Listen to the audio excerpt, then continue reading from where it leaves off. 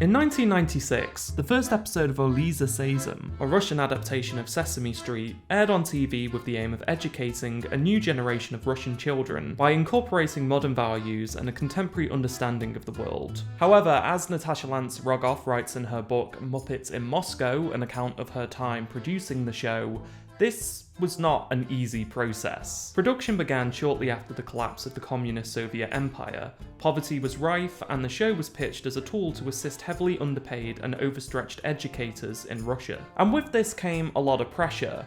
What sort of values did a post-Soviet Russia want to teach its children? Were they going to embrace capital? How were they going to reflect upon their country's history? These were pretty large question marks that loomed over the majority of the show's inception. Many educators rejected the idea of embracing capitalism, as it encouraged an unfair and unequal society, whereas others argued it was essential that Russia adapt to this new system. Our children would grow up paying attention to making money, instead of focusing on being socially responsible people. We need to teach our children to respect people who are doing business, because they are a creative part of the new society. It's not humane, and we shouldn't teach such ideas to children. It's an extraordinary account of a producer stuck between two different countries with very different values. And all of this is a roundabout way of me stating the obvious. Media, especially children's media, influences how a lot of people view and interact with their society. It can be used as a tool to educate, and to a certain extent, indoctrinate. Tom Mill's book on the history of the BBC documents how Winston Churchill was advised against turning the institution into a transparently state-run propaganda machine, because it was best to let the people think the reporting was completely impartial. But if we turn our attention to non-fiction, John Carpenter's They Live probably springs to mind as a striking visual example of something that satirizes this vague line between entertainment, education, technology, and consumerism in modern media. Huckleberry Finn is another classic example, religious texts playing a large part in colonization, and how our character's prejudices are bred into him at a young age as a result of consuming these things. Now, there is another more recent piece of media that really grabs this idea by the horns and thoroughly satirizes the more cult-like elements of our media. And I think you all know where I'm going with this. It's probably the sole reason you clicked on this video. I'm talking about Don't Hug Me. I'm talking about Don't. There's three of us. There's three of us. Don't Hug Me, I'm Scared is a horror comedy that takes the assumption of an innocent kid's TV show. Each episode, a teacher will appear, seemingly from nowhere, and instill the importance of whatever topic they happen to be learning about. Don't Hug Me, I'm Scared has always resonated with me, and yes, the production design and sudden descent into horror is a great initial draw for the show, but I don't think that's why I, as a viewer, find myself returning to it so frequently, nor do I think that's the reason behind the show's longevity. For me, Don't Hug Me, I'm Scared has always been about criticising and rejecting conformity.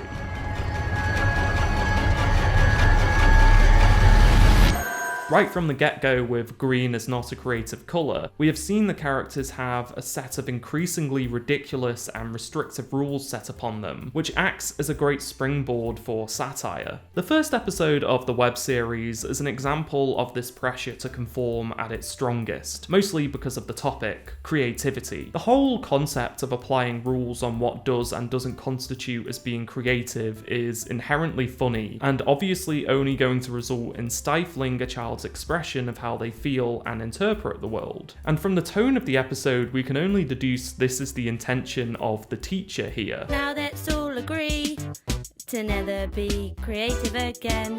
This is a really great intro to the concept we're exploring here, because I think it's really relatable. We've probably all been in a situation, whether it's through work or school or any sort of institution, where we've had to curb our creativity to the strict guidelines they've set up. Becky and Joe, the creators of the show, said in a Guardian interview that the premise of the episode was influenced by the, quote, insane drivel of their experience at art school. And I think this is why the rejection of these rules, represented by the sequence that suddenly descends into crazed horror, comes across so clearly. It feels like something that has stemmed from a personal experience of being told how to create or present their art. It feels very rebellious. Now, sticking with this idea of institution begins, I'd like to jump forward to the first episode of the Channel 4 series called Work. Right off the bat, I think the Channel 4 series hunkering down on the comedy aspects of the show really elevates the whole premise. It genuinely might be one of the few laugh-out-loud shows I've watched in years, but it also helps to develop distinct personalities for these characters. Red Guy is often healthily skeptical, Duck Guy is hilariously authoritarian, and Yellow Guy is, as ever, incredibly innocent and impressionable. These traits all help to define how they're affected by the events of the episodes in different ways. I'm not dull.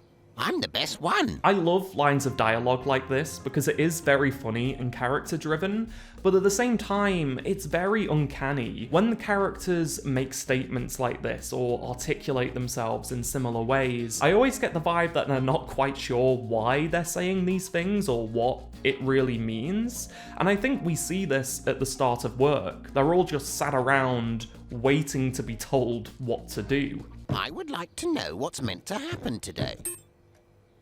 Oh, says here we don't have anything planned. This is also a great way for them to introduce the topic of work. You see, people without a job, they're bored. They've got heaps of nothing to do. If you're not working, then you're pretty much nothing, just like unemployed Brendan. Oh, you don't want to end up like me.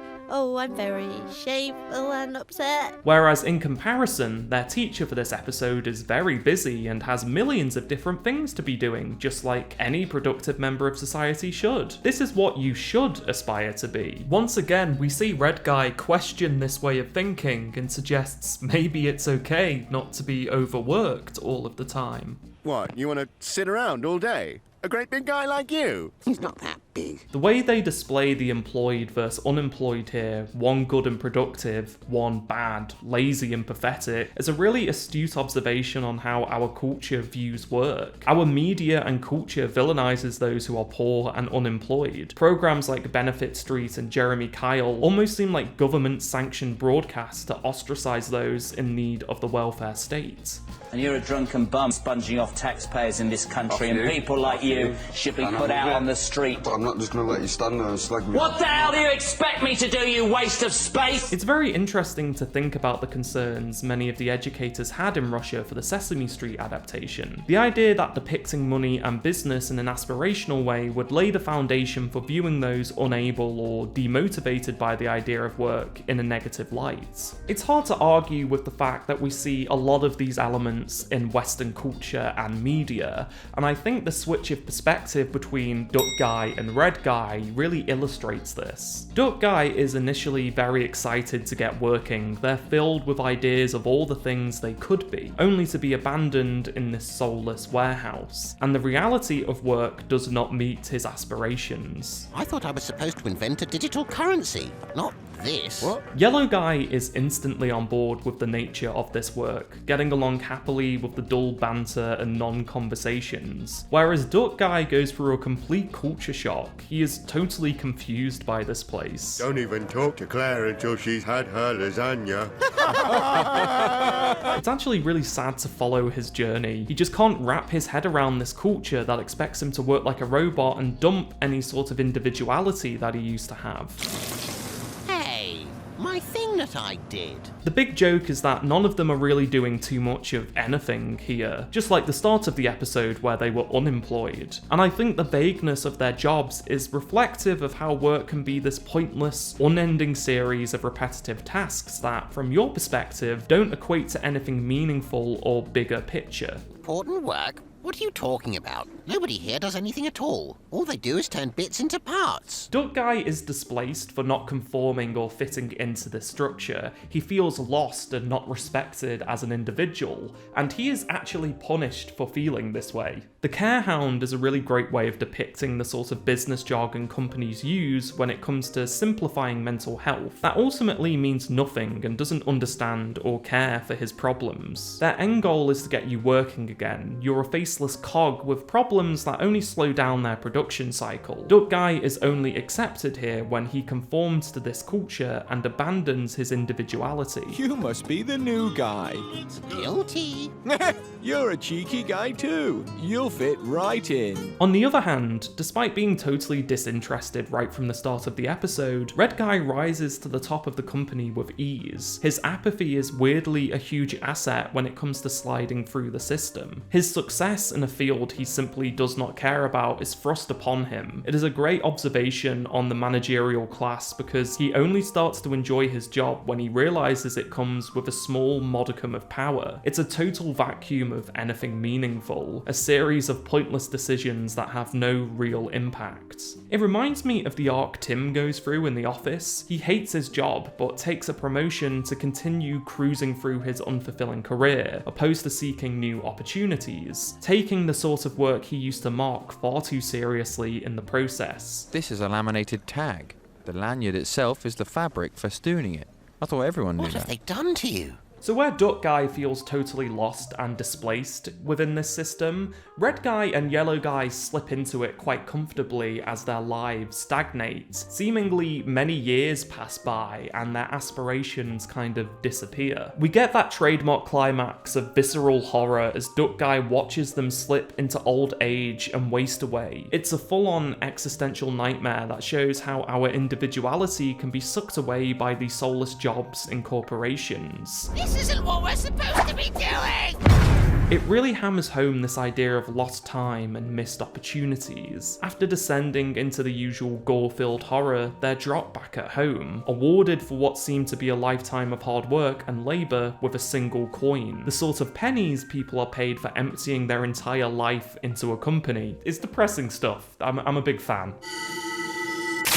Don't Hug Me, I'm Scared 4 has a similar theme of exploitation, or rather the idea of us being told it's okay and normal for companies to extract the human experience from our souls. It's one of the rare times the characters are actually seeking out information. What is the biggest thing? Only for that education to be hijacked by this insidious figure who claims to be the answer to any and all of their burning questions. However, instead of providing them with any answers, the computer instead takes information from them.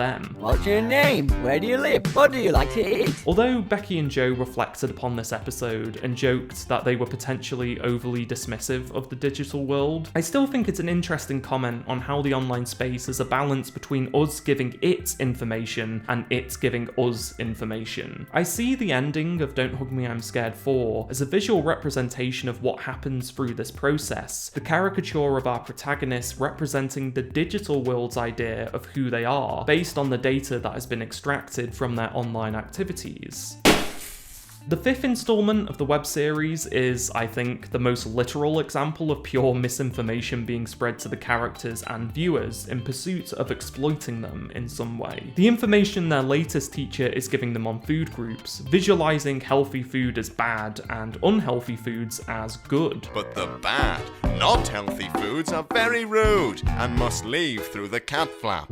I think it's an examination of the complicated position of wanting to educate kids, but the show or franchise doing the educating is also being used to sell products to people. I remember growing up and seeing cans of spaghetti hoops and tins of beans and whatever random merchandise and being quite drawn to them because they have the images of my favourite TV characters slapped across them. And I think Duck Guy being packaged up and eaten by Yellow Guy here is an example of this. I think it might be demonstrating how a show or brand can cannibalize itself with different products and marketing tie-ins, ultimately acting as a vessel for their audiences to consume more shit. It's an odd comparison, but Steven Hillenburg, the creator of SpongeBob, was horrified by the branding of his character. When SpongeBob dolls started being produced, he was quoted as saying, "My biggest nightmare is that I'm going to be at a beach one day, and one of these dolls is going to wash up on the shore like garbage." The characters are fully aware of the fact that there is deception going on in this episode. At the start, they vocalize the fact that something feels wrong and not right with the absence of Red Guy, but they don't don't quite have the ability to fully articulate themselves or express exactly what it is that's wrong. And again, this is all working into a deeper theme we'll explore at the end of the video. It's kind of this idea that they have an inability to escape. Friendship is a really interesting addition. In my opinion, it is by far the funniest episode of the entire show and really focuses on the comedy front and center above everything else. The story is more generally about toxic friendships, shown through Warren the Eagle, and it feels in general a lot more contemporary and less uncanny in terms of where and when it's set. Warren feels like one of these online grifter types or podcasters that dishes out very poor relationship and self-improvement advice that seems to reflect their own unaddressed issues. I love the twist that the threat he poses doesn't stem from his authority like the other teachers throughout the series, but from his own insecurities and deep desire for validation. You're not trying to get rid of me, are you? We're best friends!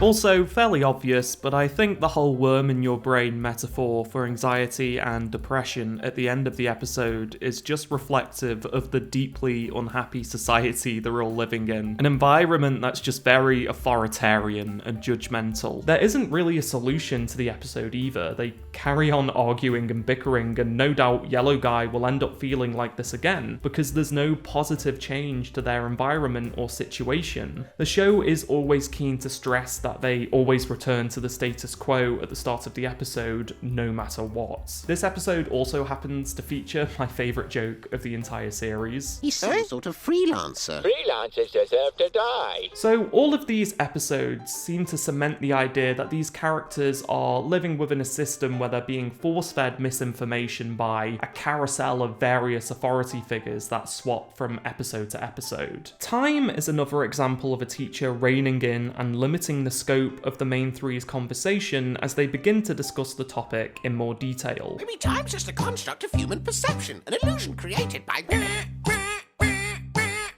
The environment and the characters' inability to leave, their space only ever being intruded upon by others, is a really important element that goes towards creating this feeling of claustrophobia and indoctrination. And from looking at the unaired pilot, I think this is a big reason for it being scrapped. A larger world with a myriad of other characters gives a feeling of freedom and agency that just seems to clash with the fundamental theme of Don't Hug Me, I'm Scared. We realised that one of the things we found intriguing about the shorts was their odd, intimate smallness. So that's one thing we've tried to retain within the half-hour episodes, this kind of claustrophobia, the smallness and central question hanging over the show. Where are we? Who are these guys? And what's going on? It helps create this insular, cult-like way of thinking. And with this idea in mind, I think we should explore the religious elements and themes going on in Don't Hug Me, I'm Scared.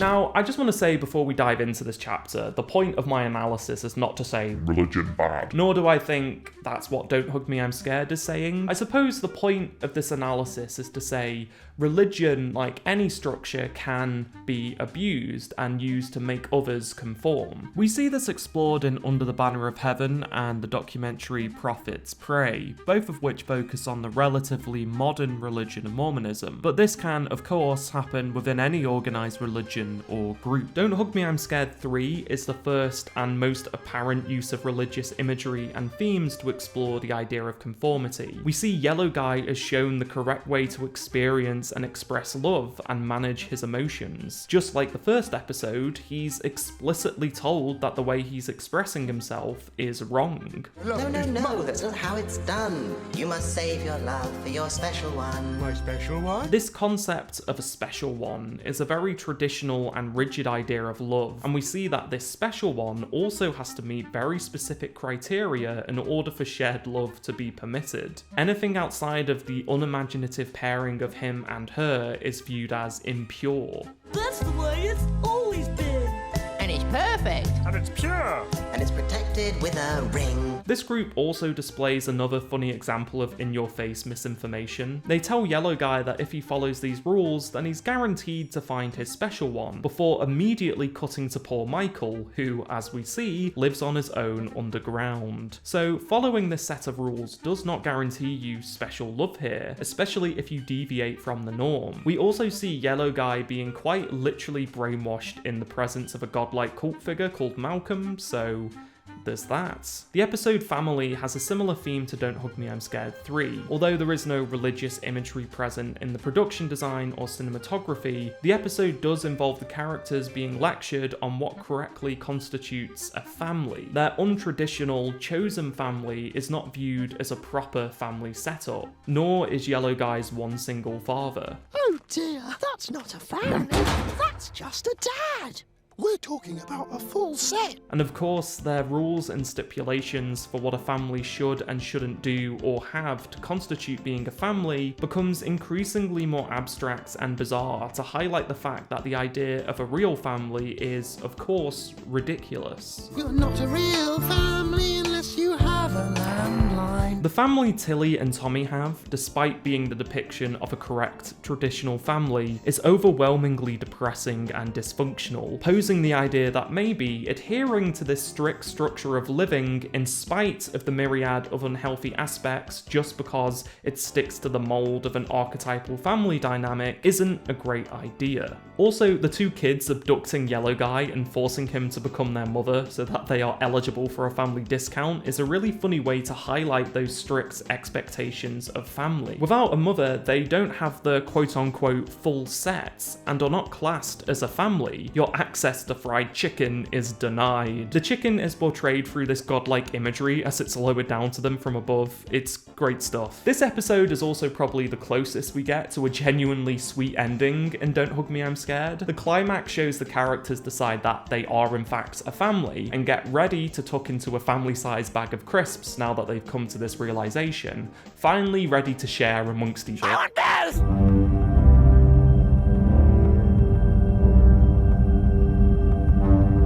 Another important element that contributes to Don't Hug Me I'm Scared is escape, and the inability to escape. And I think most of the time, this is why the characters are forced to conform. I wasn't really sure where the episode Death fit into this video, but I think it's funny that even in their own death, the characters are unable to escape this constant barrage of rules. They are met with this impersonal, cardboard cutout view of death and how to feel about it. Even Yellow Guy's beautiful symphony in tribute to his friend is immediately cut off.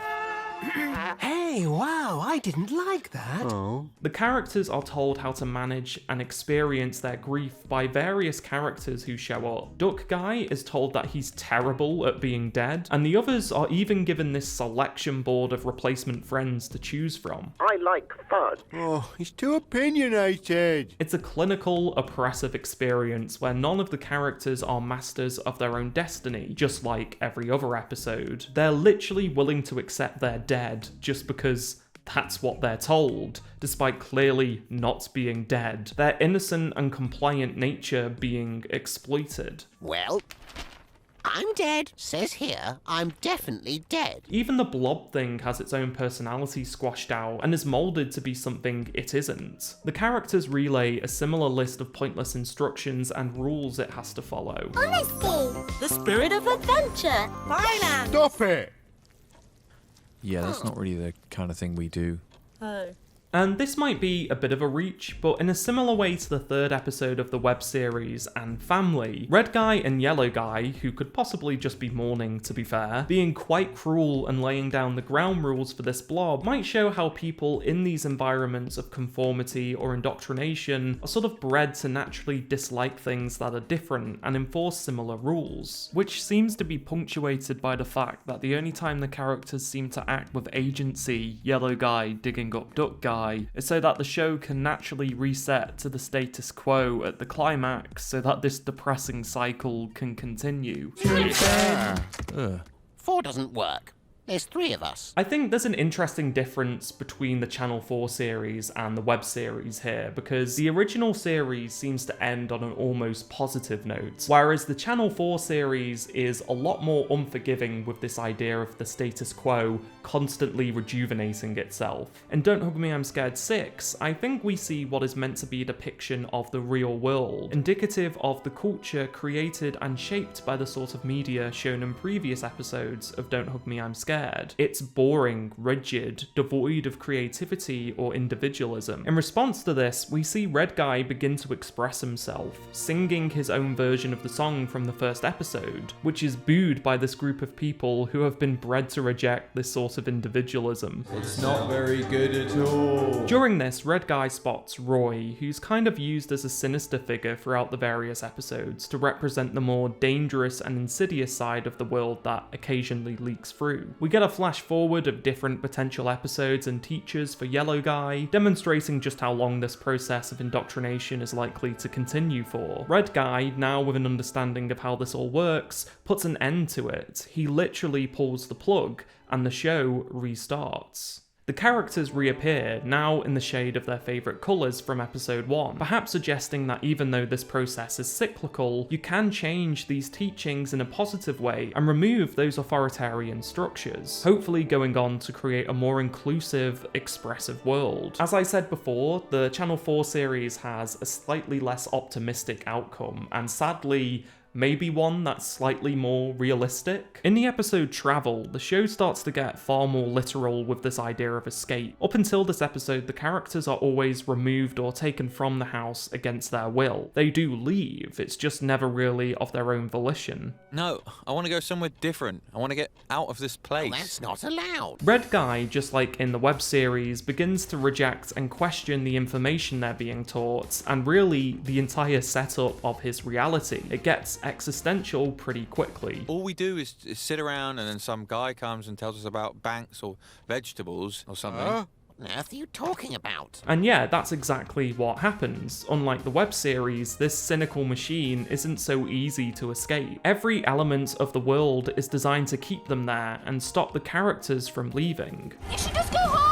Dead horse! Even when they do eventually escape to this limbo that happens to look like every holiday park I ever went to as a kid, they end up back at home the very next episode. They cannot leave or escape the influence of their world. So why is that? Well, I think this leads us quite nicely onto the show's finale, that I think explains this overarching question. Electricity states pretty clearly, it's knowledge. People cannot escape or educate themselves to know any better if you control their education and accessibility to information. That is very literally what we see in this episode. Yellow Guy, the character who is seemingly the least aware and the most accepting and unquestioning in nature, is given the sudden power of knowledge. He's able to actively call out the misinformation being told to them. Hang on, that's wildly misleading. In the simplest terms, an insurance transaction involves the insured assuming a guaranteed and known relatively small loss in the form of payment to the insurer in exchange for the insurer's promise to compensate the insured in the event of a covered loss. But you must know that. It's the only time we've seen a character outflank or beat one of the teachers at their own game, and I think that's because previously they didn't have access to this sort of information or knowledge. Yellow Guy begins to question the reality of the world around him, and starts to realise that maybe he doesn't need to believe what he's told by these people just because. None of this seems right, does it? They just turn up and tell us what to think. Where did it even come from? Access to new areas, new opportunities suddenly open up to Yellow Guy as the other two are left behind. I mean, they're literally left in the dark. With each new floor seems to be a new level of maturity or intelligence. And although the topics and teachings become more advanced and mature, the other characters that he meets on the upper floor still don't seem to be aware of the manipulation or oddity of their situation. The advanced, futuristic versions of Red and Duck don't even know why they're doing what they're doing. Yeah, what are we testing?